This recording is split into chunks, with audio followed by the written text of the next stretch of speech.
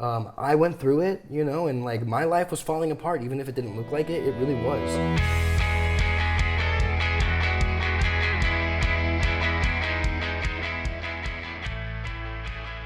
You were just talking about your drug use, and there's a lot of me talking about my drug use in the book, and I don't want to like ever have it seem like I'm trying to make it look cool or anything that I locked myself in a hotel and did this. Like, if you read the book, it doesn't go well, you know? It's like there's this, and it's something I mentioned too about like the Chelsea Hotel. You know, Dylan Thomas died there, and like Jack Kerouac lived there, and Bukowski lived there, and like those people have these reputations that are so romanticized, especially Bukowski, like, was a drunk. And I've had people compare it to like Fear and Loathing in Las Vegas because it's a big rant about abusing drugs and alcohol.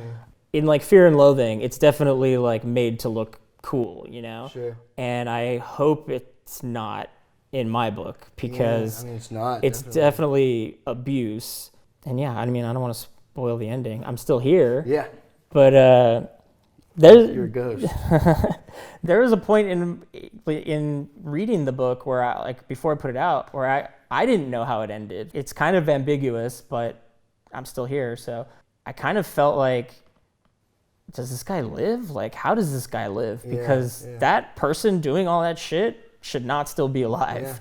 And I hope that comes across in the book, because I don't want anybody to think I'm glorifying. That's the word I was looking for.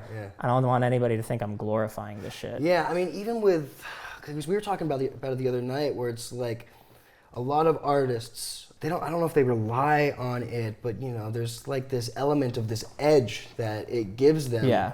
Doing drugs and getting all fucked up, and then even sometimes like dying from them, you know, like the whole 27 Club thing. Like there's like that sort of glorification of it. If you really look at it, you don't want to live that way. Things are number. You're not as good as you can be. I went through it, you know, and like my life was falling apart, even if it didn't look like it, it really was. And it kind of prevents you from being who you are. You know, you think you know that you are. I tied myself to drugs and to smoking and to booze at such a young age because I really felt like it made me who I was, because I was trying to separate myself from whatever. And so the thought of getting sober was scary to me, because I'm like, fuck, am I gonna lose everything that I am? But I'm still fucking edgy, you know? Like, we're covered in tattoos. But it doesn't, that's not what gives you the edge. There's a cool quote from Mark Hoppus where he goes, "True punk, I don't have to be covered in tattoos to be punk. A true punk is punk on the inside." He's quoting Karate Kid. But it's Mark Hoppus's quote. "True punk bleeds punk on the inside." For some reason I thought you were going to quote Mark Wahlberg. I was like, see if I can. What? Who? You know, no, it's good that I'm glad you said all that, because it made me just realize now that it's really also like, kind of makes you weak. Like, if you think you need drugs or booze to be creative, you have a crutch. Like, and I say it in the book, like I say that I don't think I need drugs and booze to be creative. It's just when I drink a lot or did drugs, I got more in touch with my emotions. If you're good, you don't need that shit to get in touch with your emotions. Like, as far as creative people go, if you're good at it, and maybe you're not that good at it yet, you know, like I wasn't, but I think I am now, you know, and it's like right before we did this, you know, I made a joke about how I had a bottle of Johnny Walker when I did this with AJ, you know, I had that to like rely on and like relax and talk, but like, obviously I don't need that, you know, like I'm just drinking straight vodka out of that water bottle. Dude, heavy. I was a little nervous about that. And I'd talked to him plenty of times before, but like to get in depth with stuff. And we like split a bottle of Johnny Walker while we had that. And I thought I needed that to like be comfortable enough to have that conversation. But like, I haven't talked to you as much as I talked to him. So I, you know, was a little nervous about doing this, but I don't need a bottle of Johnny Walker to get through it, you know? So like, it's a weakness to think I need that. It is. And we're conditioned to think that.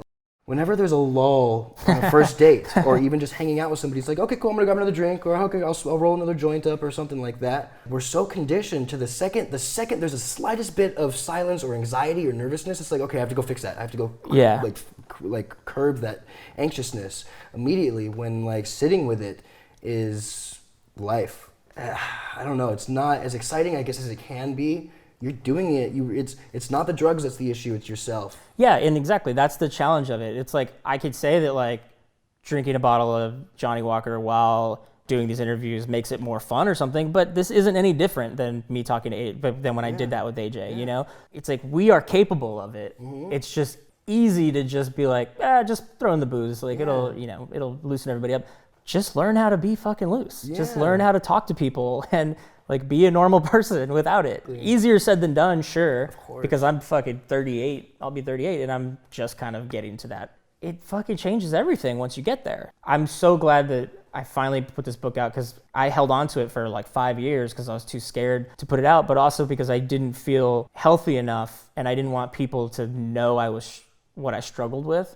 And now I do feel healthy enough to like, if somebody was like, oh my God, Mike is like that depressed, and now I can be like, I mean, I'm not now, but I was. I'm learning so much about myself being able to talk about this and being able to talk to other people about their perspectives of mental health, because I'm learning from you and I'm learning from AJ and I'm learning from the people who message me on Facebook and stuff. And that's great, because that's how we get through this, is we learn from each other. Hopefully somebody will hear us talking about how like, you really already are that person that booze brings out of you. You don't need it.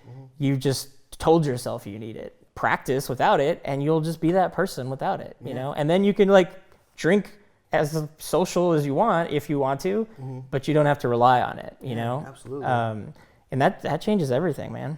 It really does, man. Being in the moment, and like, even if you do have like a cool experience, it's like you with AJ, right? Yeah. It's like you guys, you know, you had the drink, you were like having a fun moment like this, but then like after this, we'll be able to actually like sit in the moment and sit with it. Yeah. And be like, okay, that was actually dope. I remember fucking everything, and like, you know, it's just booze and everything else. Any substance can really alter your state of being in the present. We're so conditioned to rely on that one drink to calm the silence.